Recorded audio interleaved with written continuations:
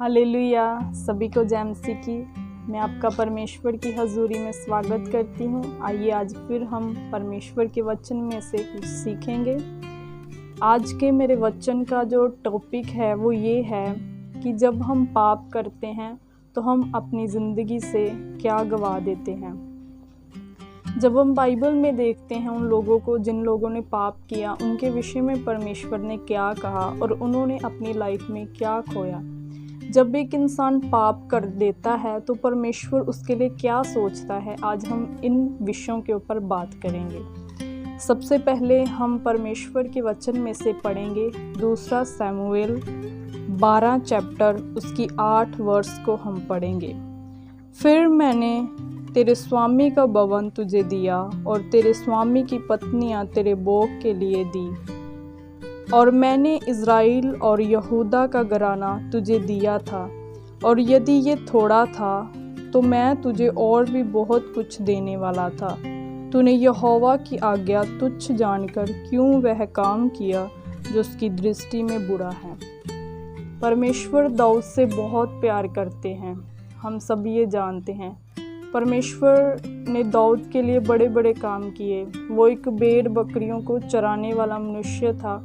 परमेश्वर ने उसे वहाँ से उठाकर इज़राइल का राजा बना दिया। इस बात को भी हम बहुत अच्छे से जानते हैं। लेकिन जब उसने बेशबा के साथ पाप किया तो परमेश्वर बहुत निराश हुए।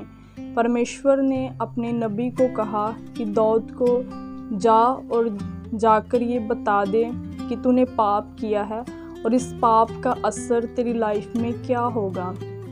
मेरे भाइयों और बहनों, आज जब हम इस वचन को पढ़ते हैं तो इस वचन से हमें क्या शिक्षा मिलती है। यहाँ पे परमेश्वर ने दाऊद के विषय में कहा कि दाऊद, मैंने तुझे सब कुछ दिया, सब कुछ मैंने तुझे दे दिया, कुछ भी मैंने रख नहीं छोड़ा।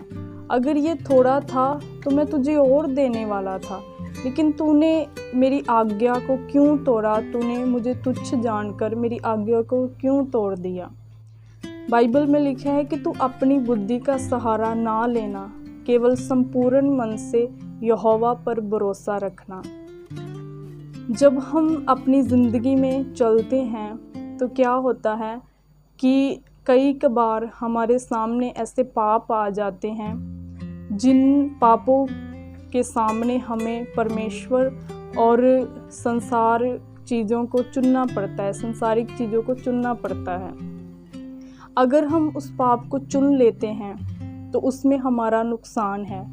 जब हमारे सामने कोई पाप आता है तो हमें फैसला लेना पड़ता है कि अब ये पाप मैं करूं या ना करूं। वैसे ही जो दाऊद था, जब उसके सामने पाप आया तो उसने एक बार नहीं सोचा, उसने वो पाप कर दिया। उसने उस औरत के पति को मरवा दिया और उससे शादी कर ली। आप सब इस स्टोरी को जानते होंगे। वैसे ही परमेश्वर ने उसे कहा कि अगर ये कम था तो मैं तुझे और देने वाला था, लेकिन तूने क्यों ये काम किया। आज मैं आपको ये बात बताना चाहती हूँ, आप चाहे मिनिस्ट्री करते हो, एक पास्टर हो, चाहे आप एक बिजनेसमैन हो, चाहे आप एक हाउस मेड हो, घर के काम करने वाली एक औरत हो, तो आज का वचन आपके लिए है। अगर आप यंग हो, अनमैरिड हो, तो आज का वचन आपके लिए भी है। अपनी ज़िंदगी में हमेशा परमेश्वर पर भरोसा रखें, हमेशा परमेश्वर के सामने थैंकफुल रहें, परमेश्वर के सामने धन्यवाद के साथ रहें, क्योंकि परमेश्वर ने आपको बहुत कुछ दिया है। उन चीज़ों को लेकर हमेशा परमेश्वर को धन्यवाद दें। कभी भी वो जो आपके सामने है, कभी भी अपनी विजडम, अपनी समझ का सहारा लेकर उस काम को करने ना लग जाएं जो पाप आपके सामने है कि नहीं कोई बात नहीं, परमेश्वर को कोई प्रॉब्लम नहीं है, मैं इस काम को कर सकता हूँ। बिल्कुल नहीं। हमेशा प्रभु के ऊपर भरोसा रखें। अपनी सोच की मत सुने, परमेश्वर की सोच की सुने, परमेश्वर के वचन को सुने। क्योंकि जब हम पाप कर देते हैं तो हम उन चीज़ों को अपनी लाइफ से गवा लेते हैं जो परमेश्वर ने हमारे लिए सोचा होता है। जैसे बाइबल में हम देखते हैं कि जब दाऊद को अभिषेक करने के लिए परमेश्वर का नबी आया तो उस समय परमेश्वर के नबी ने दाऊद के सभी भाइयों को बुलाया, लेकिन परमेश्वर कहता था कि नहीं, मैंने इसे भी नहीं चुना, इसे भी नहीं चुना, इसे भी नहीं चुना। हो सकता था कि परमेश्वर उनके ऊपर अपनी नज़रें रखता होगा, परमेश्वर उन्हें देखता होगा, परमेश्वर की निगाहें उन लोगों के ऊपर रहती होंगी, लेकिन वो अयोग्य ठहरे। परमेश्वर ने दाऊद को चुना।